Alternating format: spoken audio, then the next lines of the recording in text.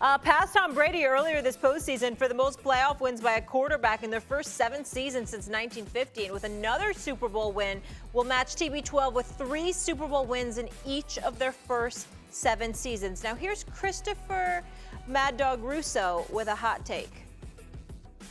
I've been watching quarterbacks since Namath and Unitas, okay, back in the mid-'60s. And Starr, I saw him. And Unitas, maybe not quite in Johnny U's peak form, and late 60s on. He still was playing. Namath, we all know. Everybody in the 70s.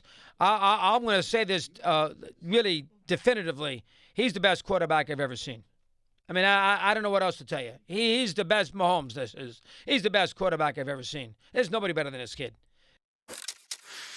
Oh, Damien, you won 2 Super Bowls with Tom, right? Yeah. You ready to be on the hot seat? Let's do it. All right. Do you agree that Mahomes is already the GOAT over your old teammate Tom Brady? No. Listen, I've said this. I've said this before. Patrick Mahomes is the greatest talent that I've ever seen at the quarterback position.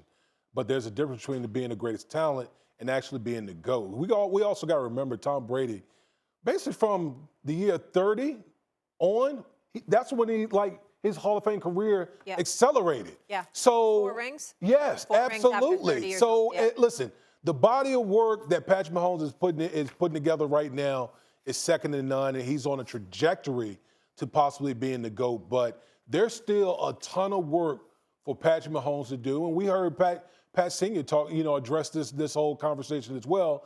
That just paying homage and respect to not only Tom Brady but Joe Montana as well. And we can't push out Joe Cool in this conversation. So while I'm enjoying watching greatness, and I think that's the biggest thing for me, is like we got to enjoy it and celebrate it. Yeah. Right, exactly. Instead of I know it's this is a debate show and we got to have these conversation, but to embrace and enjoy this conversation. But no, Pat Mahomes is not the GOAT right now.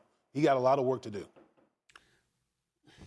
This isn't the day that I want to sit here agreeing with Mr. Honolulu himself and Damien Woody, but it's okay. I mean, it's all right. It's okay. It happens. It happens. Okay, it happens. All right. We'll discuss that at a later date. Mad Dog Russo, Christopher Mad Dog Russo, the ultimate historian. You should be ashamed of yourself. What a disgrace. Why? What a disgrace. Why? Stephen A. just brought it up. Without question.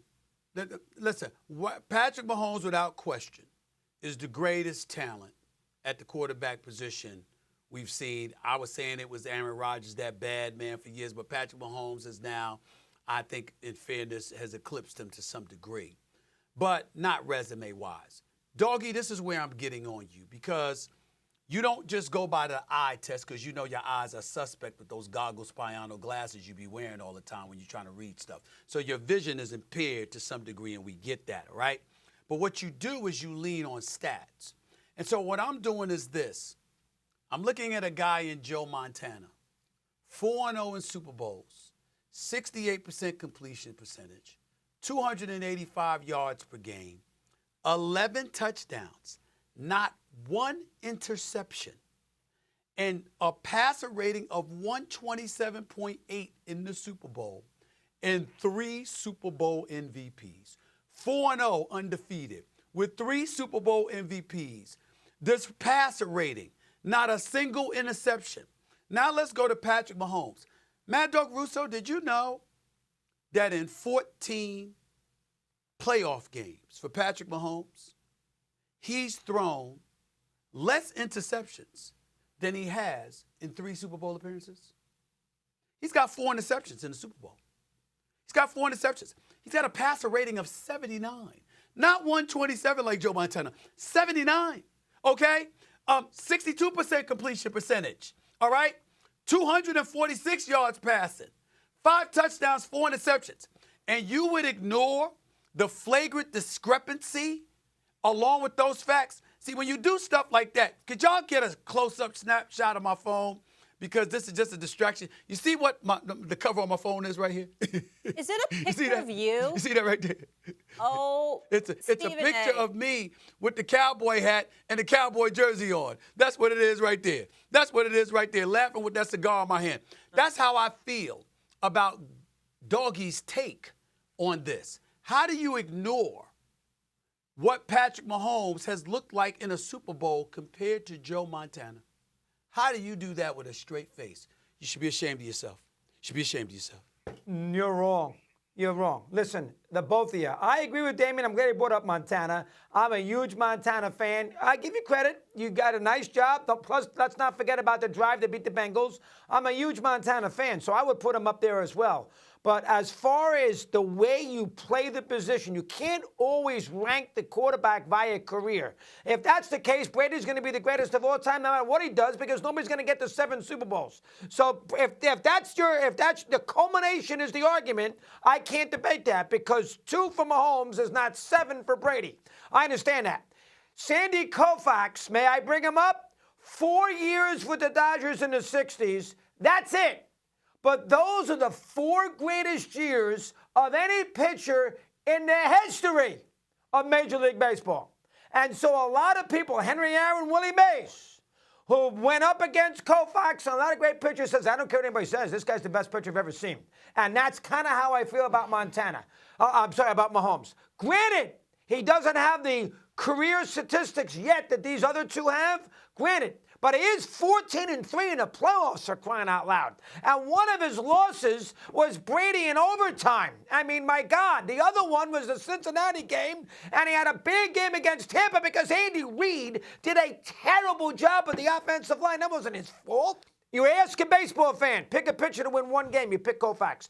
Picking a quarterback to win 1 game in your career, 1 game, right now, and I saw Montana unite. I saw that. Right now, I'm picking Mahomes. And that is the argument.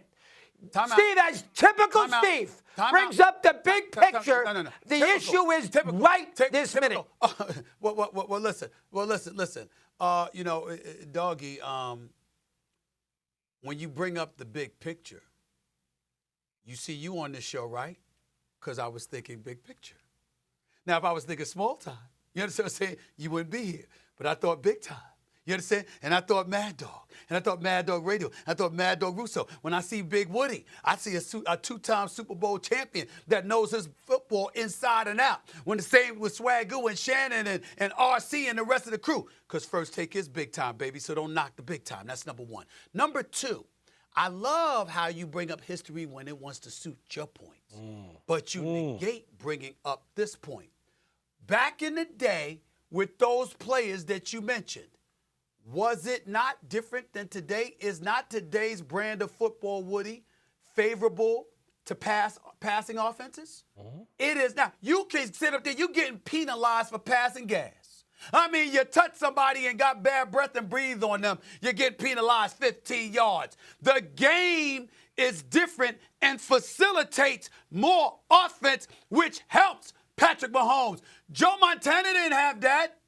Terry Bradshaw didn't have that. Troy Aikman didn't have that.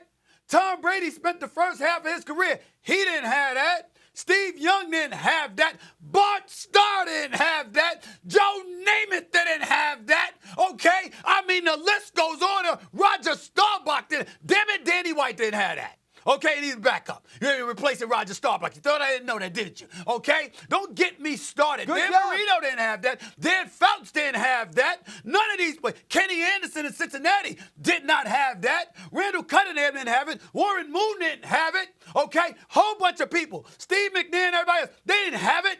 All of these quarterbacks that played in the National Football League played in an era that wasn't friendly to pass offenses. So I can appreciate the greatness of Patrick Mahomes. And he has the type of talent that he would have adjusted to any era. I'm not taking anything away from him. But to see Joe Montana do what he did during the times where the brand of football was played significantly differently and excessively more violent, okay?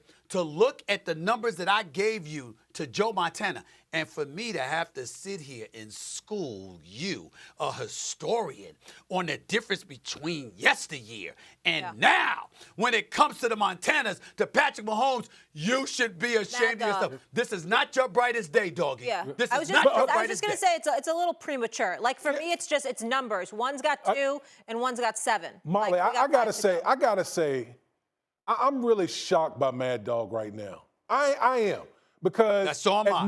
as much of a historian of sports as Mad Dog is, Yeah. Mad Dog doesn't come across as a person that likes to throw out these things lightly. Yes, I but know. But for you to come out, and I know Patrick Mahomes is great, but I can almost hear it in my head now. Well, what about Dan Marino? Well, what about John Elway? Yep. And for you to heap that on Patrick Mahomes right now, Very Shame. off-brand. who's still Shame. he still got most of his career ahead of him. And for you to do that, dog, I gotta say, I'm shocked right now. Premature. New pocket, new jacket, but you new just jacket, answered new it. tie, new pocket square, new era. He got a new fly in the wardrobe now, and he's forgotten history. You're shameful. It's shameful. It's not a good day for you, doggy.